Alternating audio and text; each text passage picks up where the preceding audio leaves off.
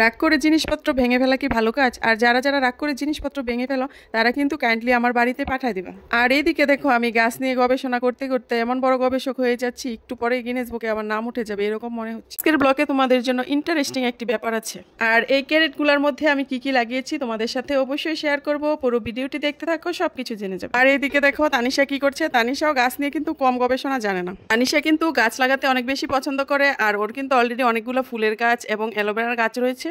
অনেকদিন ধরেই তো বৃষ্টি হচ্ছে, আর বৃষ্টির জন্য গাছগুলোর কি অবস্থা, একদম পানিতে ভরে গেছে।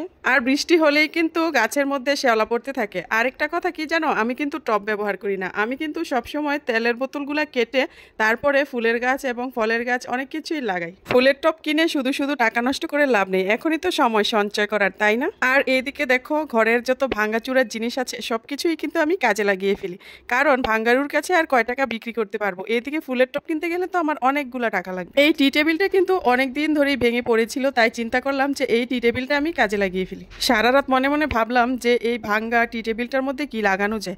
তো সকালবেলা মনে মনে ভাবলাম যে এটার মধ্যে তো বড় কিছু লাগানো যাবে না, তাই কোনো কিছুর একটা বীজ লাগাবো। এখন আমি দেখো এইখানে মাটি ভরে নিয়েছি, আর নিয়েছি এখানে পুঁই শাকের বিচি আর কলমি শাকের। তো আমি কিন্তু এই টি টেবিলটার মধ্যে মাটিগুলি ভালো করে এইরকম হাত দিয়ে ছড়িয়ে ছড়িয়ে নিচ্ছিলাম, কারণ মাটিগুলো যত ঝরঝরে উর্বর হবে ততটাই কিন্তু গাছগুলো আমার সুন্দর হবে। দেখো বিষয়টা কত ইন্টারেস্টিং না? আর বীজগুলো কিন্তু আমি ভিজিয়ে নিইনি, কারণ কলমি শাকের বীজ এমনিতেই হয়ে যায়, কারণ কলমি শাক কিন্তু ফলন বেশি সুন্দর হয় এবং ভালো হয়।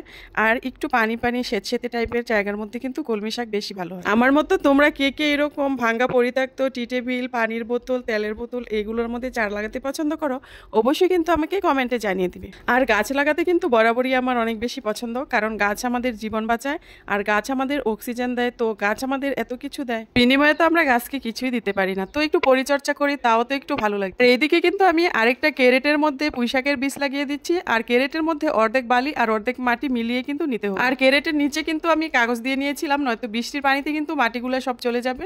রঙ্গন ফুলের চারাটা কিন্তু খুব সুন্দর লাগছে, 3টা ফুল ফুটেছে, অসাধারণ সুন্দর দেখা যাচ্ছে। আরেকটা হচ্ছে এটা হাইব্রিড করমজা চারা, আর এই করমজাটা কিন্তু সবুজ হবে না, এটার কালারটা একদম লাল টুকটুকে পরির মতো হবে।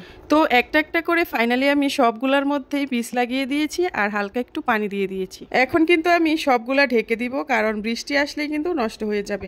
আর এদিকে দেখো আগে যে মিষ্টি কুমড়ার বীজ লাগিয়েছিলাম এটাতে কিন্তু একটি চারাও হয়ে গেছে। তো আর এটা হচ্ছে পোলাও গাছ, আর আমাদের আঞ্চলিক ভাষায় এটাকে পোলা পাতা বলা হয়।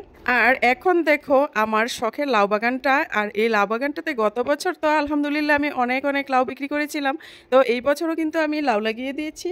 এত এত কাজ করলেও মনে অনেক শান্তি লাগে যখন দেখি নিজের গাছে ফলন ধরেছে। দেখা হচ্ছে পরবর্তী কোনো ভিডিওতে। টাটা।